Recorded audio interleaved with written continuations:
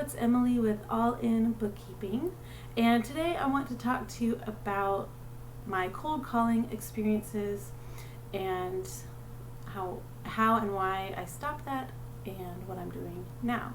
So initially, when I was going through the booming bookkeeping training with Bill Von Fumetti, I went through his module about setting up your LinkedIn profile to have it optimized and things you can do through LinkedIn to get the word out to other people about your business and to get them interested and to draw the right kind of people to you. So I did set up my LinkedIn profile and I followed his steps to get that optimized and everything, but that was it. I really didn't put any more effort into it than that, which is my fault totally. But I just kind of didn't have the time, I guess. Didn't have the time to keep up with it and to really get into doing all the things that I should have been doing to get the word out and to stay in front of people and let them get to know me and to know my services and everything. So what I started doing was on my lunch break, because I still do work a full-time job. So on my lunch break, I basically, drive my car over to the grocery store parking lot and sit there, and I would look up companies that were in my niche and I would call them. And I never knew the size of the business, except I knew who were the top the top companies in my niche in my area. So I knew to stay away from calling them because I was trying to target small to medium-sized businesses who might be interested in starting to grow their business soon. I would look up, 5 to 10 businesses. I had my little notebook and I would write down the name of the business, the phone number, and I would call them. And I didn't want to come across too pushy or like too much of a salesperson. So my little spiel that I did is I would say, hi, I'm Emily. I offer bookkeeping services to companies, and I would say the niche that I was targeting to your kind of companies. And I just wanted to know if you guys needed this service or were interested in learning more about it. And that was it. That's all I would say. That's what I was comfortable saying. I just want it to be kind of casual. And again, I was still getting my feet wet, so I that's just what I did. That's what I said. And so the responses I would get really would fall into one of three categories. So the first one would be they would say, "Oh no, thank you. We already have somebody handling that," or of course, we're not looking for a bookkeeper right now. So that would be the end of that conversation, and I would very politely say, "Okay, well, thank you very much." And the second type of response I would get is, "Oh yeah, well we might be interested in those types of services. Let me get your contact information so I can pass that to the owner." And so I'd give them my information. Of course, my end goal would be to speak directly to the owner, but I know if I ask to speak to the owner, they're just going to say, "Oh no, they're not available."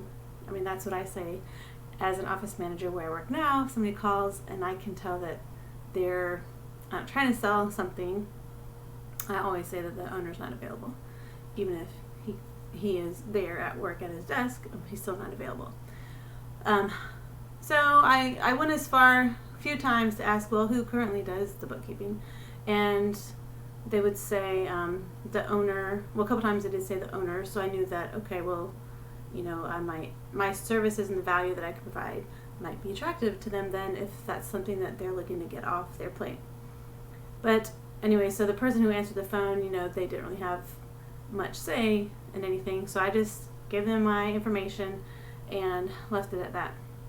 I did keep track of that in my notebook though, so maybe a week later I would call them back and just say, "Hi, I called last week and just wondering if the owner was interested in talking with me about my bookkeeping services," and it never really went anywhere. So the third type of responses that I would get, one in particular, I remember, I gave my spiel and he responded. His answer to my question of, do you need a bookkeeper, or are you interested in learning more? His response was, how soon can you start? And I thought, oh my gosh, I got one.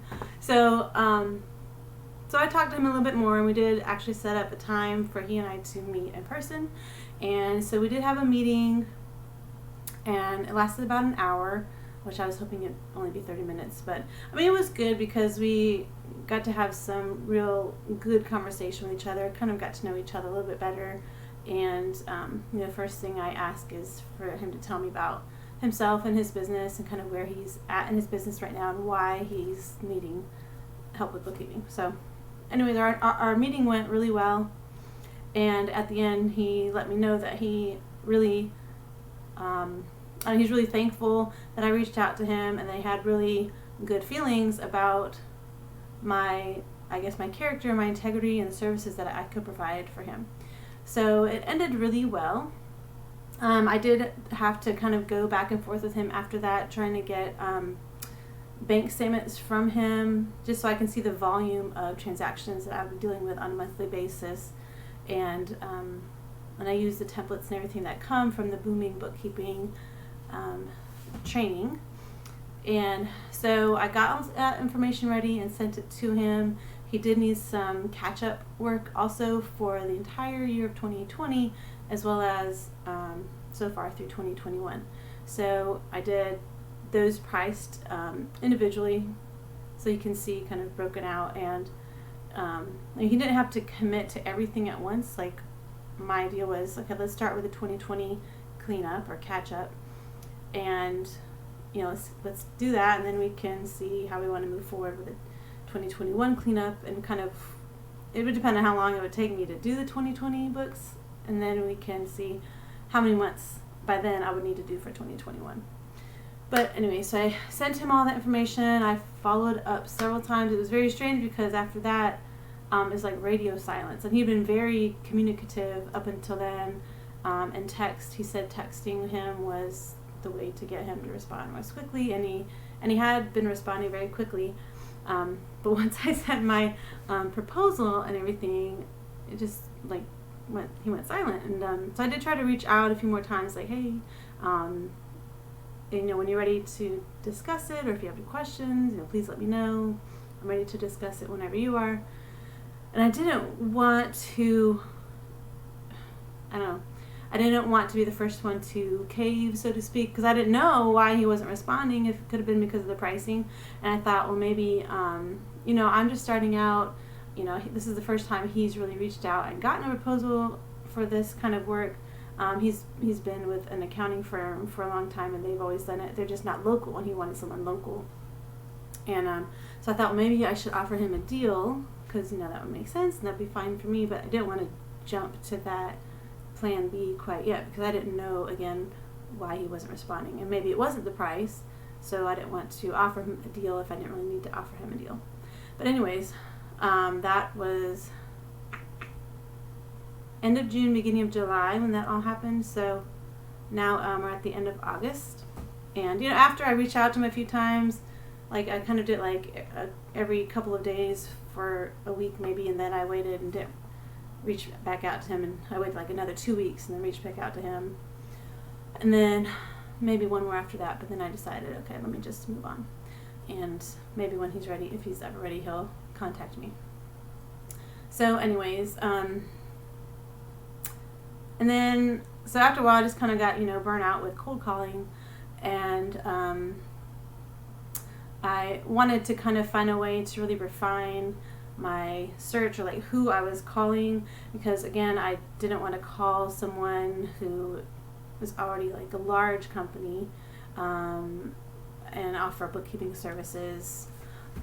I didn't want to start out with smaller companies. So anyways, and then so it was kind of put on hold for about a month or so, but I got back into my training with Booming Bookkeeping Business, Bill Von Fumetti, and started taking the social media route a little bit more seriously.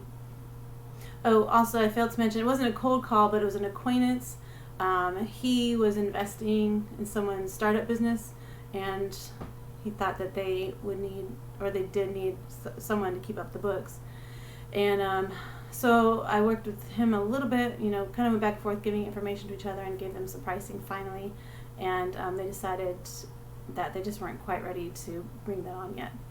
But I was glad because, well, the first guy that I gave a proposal to that I just never heard back from, and my acquaintance, they really weren't my ideal client that I had in mind. But I thought, well, I'm just trying to get some kind of business, so let me just take what I can get to get started. And then, once I get more established, I can start weeding out my non-ideal clients and just stick to my ideal clients. And but I don't know. I want to say I'm glad that didn't work out. I mean, I kind of would have liked something to work out, obviously, because I'm trying to start my business. But they were not my ideal client, so I'm really trying to focus more on people who are my ideal client. And it's important to know who your ideal client is. So if you haven't really thought about that, like, I don't know if you just are trying to reach out to anyone and everyone who might be interested in getting a bookkeeper. But I think it's better to kind of be a little bit more focused on the type of businesses that you're going to target and reach out to, and just be a little bit more experienced in a certain niche, I don't know how to say that, niche, I guess, so that you can get more clients in that industry or in that niche. And they, because you can say to them, hey, I do bookkeeping for several other companies in the same industry as you, and I have knowledge of the industry. I mean, I think that goes a long way. So anyways, so I got more into the social media, and I kind of, on my calendar, I created a schedule. So at least 3 times a week, I'll make sure to make time to get on online, because I do have a LinkedIn profile, I have a Facebook page, and then I don't have my own website domain, but I do just have my Google site, so I update that as well. So I update those 3 platforms, and I try to kind of mix it up as to what kind of posts I make, because on LinkedIn especially, you'll see other businesses, they and the different types of posts that they put out there. So sometimes it's something specifically about their company, and sometimes they're maybe sharing another article that they found interesting or might be relevant to their industry, or something that they want to kind of put out there, some idea that they want to put out there. And then, other times they're just solely trying to advertise their business. So I've decided to stick to those 3 types of posts. So the 3 posts that I do every week now are finding an article that doesn't have to do specifically with bookkeeping, but I want to reach small business owners and entrepreneurs. And so I try to find articles that would be relevant to the people I'm trying to reach, like where they might be in their stage of business growth and their industry. And so I'll share that, but of course I'll kind of tie in the benefits of outsourcing certain tasks, and bookkeeping being a very popular task or responsibility for an owner to outsource, so they can get that off their plate, and they have more time to generate more revenue and grow their business. So I try to find articles that will be relevant to the people I'm trying to reach, and in there I do mention bookkeeping business, and then I put a bunch of hashtags. And so I post that to my business LinkedIn page, but then through my personal LinkedIn page I share it, because my business LinkedIn page really doesn't have that many followers yet, it doesn't have many followers yet. So then I share it for my personal page, and then the message that I put when I share it for my personal page is I'll put something about bookkeeping, or if you've thought about outsourcing your bookkeeping responsibilities, so that you have more time to do what you need to do and grow your business, spend time with clients and all that. Hey, check out my business page, or LinkedIn. I don't know if it's you follow or connect with people on LinkedIn. So I always try to draw my current contacts from my personal LinkedIn page to my business LinkedIn page, try to get them to like it, connect, follow, whatever. Okay, and then so besides the article, the second type of post that I do is a quote.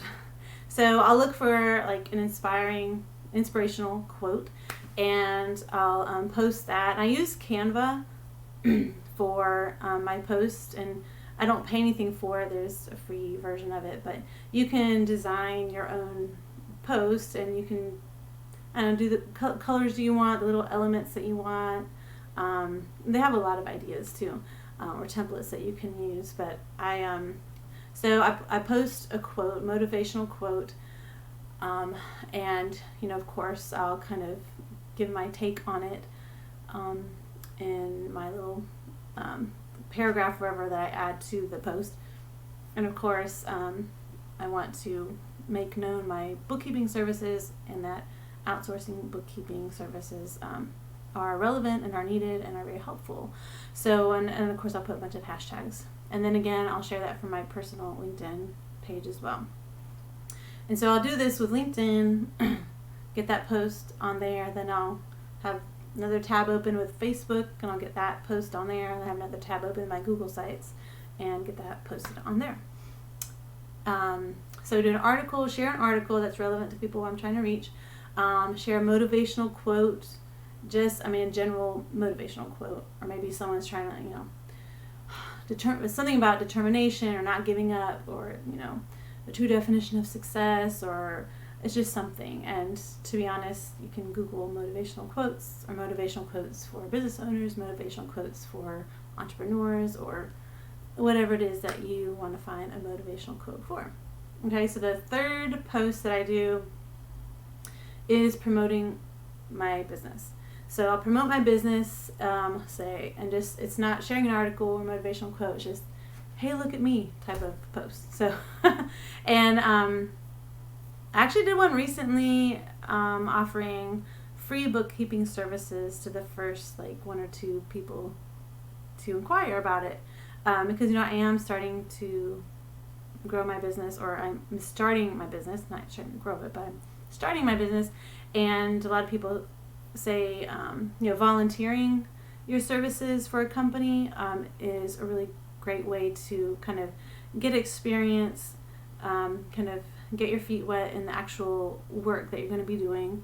But then, you might offer a free bookkeeping service for 1 month, or maybe like a quarter. And then after that, usually that person will want to keep you. And hopefully they'll like you and like the work that you provide, the service that you provided, that they'll want to hire you on as their bookkeeper after that. And so oddly enough, nobody's responded asking about free bookkeeping services. However, since I've been more consistent with posting, I have had 2 people reach out to me instead of me having to reach out to them by cold calling. So that's very exciting. One is another acquaintance, and he had just been talking to a friend of his that's starting his own business, and he's mentioned something about needing a bookkeeper. And so he thought, I've seen Emily post stuff on LinkedIn. I think she does bookkeeping. I'm like, yes, I do bookkeeping. So anyway, so we connected, and I actually have a meeting with them tomorrow morning. So I'm excited about that. I also had someone else reach out to me through Facebook Messenger, saying that they needed bookkeeping help with their business, and they run a nonprofit. So he's going to reach out to me, not this week, but next week, because he's on vacation this week. So I said, yeah, sure, no problem. I'd love to talk to you. So so that's really exciting. I'm I don't know, kind of nervous to see what happens, but I'm excited. So depending what happens, well, not depending what happens, but whatever happens, I will share it with you guys, so we can all learn through this together. And hopefully you found something helpful in this video to help you along with starting your own bookkeeping business, perhaps. But if you have any questions, make sure to leave a comment below, and I will check it. Also, remember to like this video, share it, subscribe to my channel so that you're always updated whenever I get a new video out there. Thanks so much.